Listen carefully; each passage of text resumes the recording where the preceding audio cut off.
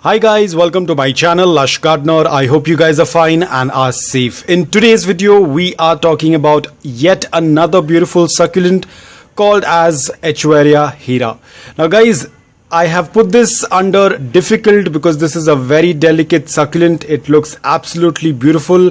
It is an hybrid succulent. I will put the parentage on the screen.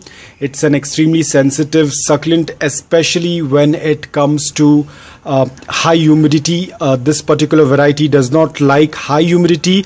Now what I have noticed from a lot of people, when I interact with a lot of people, they have killed this succulent as soon as they have received, especially for people who are from coastal areas and from high humidity area. Now the reason why is that the succulent is so sensitive that it's not able to get acclimated in the new environment. Even before it starts to get acclimated, the succulent tends to die. And a lot of people buy this because it looks absolutely beautiful. The colors are not getting picked up on this phone. I will put the picture on the screen. You will be able to see the exact colors in morning direct sunlight. It prefers a good amount of sunlight. Right now my succulent is slightly stretched, so it is getting indirect bright light, but once it gets acclimated, I'm going to slowly start introducing it to morning direct sunlight for at least 5 to 6 hours. If you're going to keep it in indirect bright light, it won't have a lot of colors, but when you tend to start exposing it to morning direct sunlight, that's when the actual colors start to show up. Now because it belongs to the variety of Echeveria, it goes dormant during the winters, and summer is their growing period. So very soon it will be getting into its growing period. The soil has to be loose, porous, well draining. Do not use cocoa peat for this succulent, especially if you're from a coastal area. Do not use a soil that tends to get compact. You have to ensure that the soil has to be loose, porous and well draining. As I said, it's a very sensitive succulent. One, it usually does not get acclimated to a new environment very quickly. Apart from that, having a compact soil or having too much of organic matter in the soil will kill this succulent immediately. So I know a lot of people who have purchased this succulent and killed it within a week. The reason is the succulent was not getting acclimated to the new environment, and most of the people belong to a high humidity area. Apart from that, do not underwater this succulent excessively, otherwise it will have dry rot or the succulent will get harmed. It will start dropping off a lot of leaves. As of now you can see I have a lot of dry leaves because I was trying to acclimate it. I hadn't watered it for a really long time, so today I'm going to do a quick watering. I am going to do bottom watering right now, but I have watered it probably 4 days back, but you can see the soil is already very dry. So I will go ahead and do bottom watering once again. It's extremely delicate.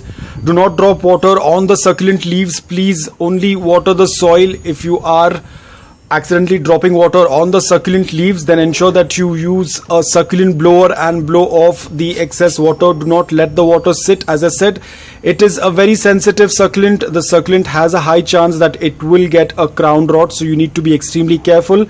I am going to be doing bottom watering for this succulent right now, so I'm going to show you the process. I mean, you guys know how to do bottom watering. Talking about pest attack, yes, if the succulent is going to be unhealthy, it will get affected with mealy bugs. If it tends to get a bloom, it will get affected with aphids, so you need to keep a close eye. Overall, that's the reason why I have put it in the difficult level, especially for beginners. It's going to be a very tough succulent. Keeping it alive after getting is a big task. Probably after a month or so, once it gets stabilized, then there is no problem. But the initial stage of acclimating, once you get it in transit, that is when there is a high amount of casualties. So once you have passed that stage, then it's not much of an issue. But again, you have to be extremely careful. It is a very delicate hybrid. Talking about dormancy, as I said, it is going to go dormant during the winters, and very soon it will get into its growing period. If you are a person who uses fertilizers, be very mindful. Do not over fertilize it. Otherwise the succulent will get burnt, it will get weak. So please do not add too much of fertilizers. I would suggest go for a liquid based fertilizer Add the fertilizer probably once in 2 months, not more than that. If you're not adding any fertilizers, it's absolutely fine. It's nothing that you have to add. If you're not doing it, it's absolutely fine. I cannot talk much about propagation. I haven't propagated, but because it belongs to the Echeveria, it will get propagated via leaves, or you can separate the offsets once they reach a decent size. So related with watering as well, as I said, you have to be extremely careful. Do not overwater it. Do not underwater it. You have to maintain the balance.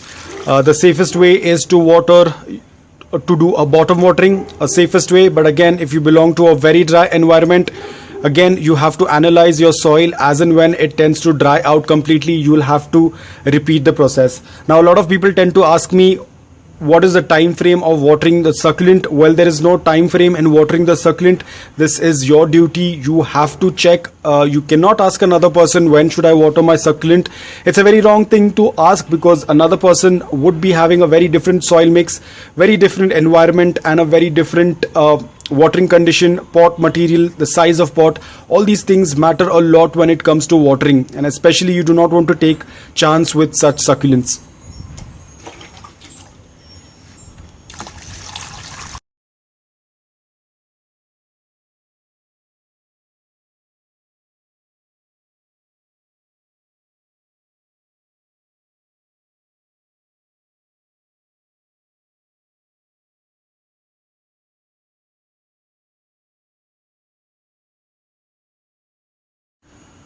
So the bottom watering is almost finished, because the upper layer of soil is almost wet, almost completely wet.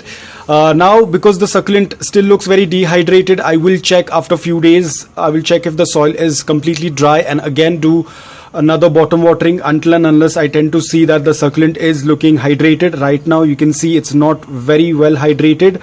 Always remember, whenever your succulent is dehydrated, always remove it from direct sunlight, because direct sunlight is going to dehydrate it even further. So always move it from the direct sunlight. Keep it in direct bright light until and unless you feel that the succulent is now hydrated. As of now, the succulent is not going to be in direct sunlight, because it still needs to get slightly colored, and there is a lot of stretching of what I can see. If I'm going to put it out in direct sunlight, even for that matter morning direct sunlight, it is going to get burnt in the center. So I do not want to take a chance. It's going to look absolutely bad if it tends to get burnt, and then I have to wait for a really long time for the new leaves to come out. So right now it's going to stay in indirect bright light, and we will check the progress.